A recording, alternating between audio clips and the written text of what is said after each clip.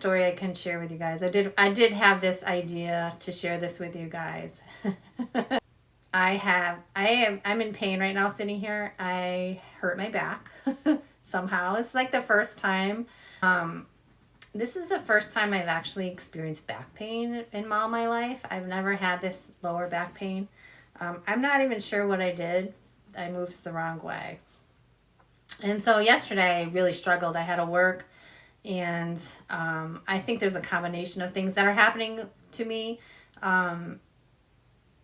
Why my back hurts, but in my head yesterday I was sitting in my bathroom and I was like struggling. I was getting shooting pain. I had to go grocery shopping still. I had so much to do and I had to do it. And I had taken I had taken too much Advil already and it wasn't even touching the pain. And so I started to have this conversation with Spirit, and I found myself begging. And I found myself just apologizing, and I get emotional. I can get emotional about this.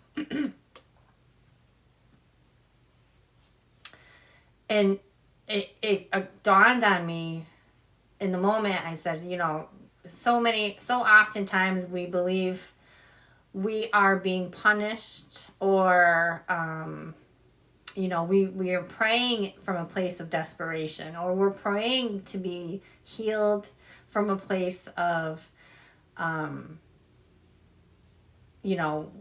lack of control, let's say, or we're desperate, right? I don't know how quite to say this, but I was praying and I was apologizing and I was speaking to Spirit, knowing that probably a lot of the pain that I'm experiencing right now had originated with me. And so I do carry that belief system that everything energetic manifests physically within your body. Not 100% everything. Some things are preconceived, right? We may be born into certain illnesses, or we're born in certain ways where we don't have control of that. But a lot of the pain and suffering and illness we often create within ourselves through our mindset thinking, through the negativity that we carry, through our thought processes. And so I know this to be very true. I believe it. I teach it. So as I was praying to Spirit and begging for relief and apologizing, it started to dawn on me, and I started to have an introspection and reflection about how I got to this place to begin with. And part of how I got here, it's not always going to be apples to apples, but when you understand certain things and you can recognize certain aspects in your life, part of this has to do with finances, okay? It has to do with believing in your abundance and believing in your material abundance and not that scarcity mindset. So part of my problem is, number one, I have a terrible mattress. And I have been pushing it off because I don't want to spend the money. So boom, right there, right? So now I'm suffering. So I have my ego had taken place over my own personal care, self-care, my own personal comfort.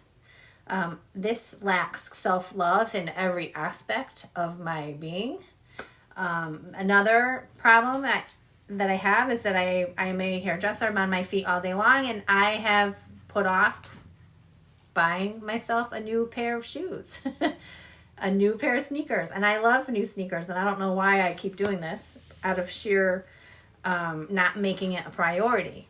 Just not making it. I can afford a pair of sneakers. I just haven't made it a priority. I have not made myself a priority. Okay.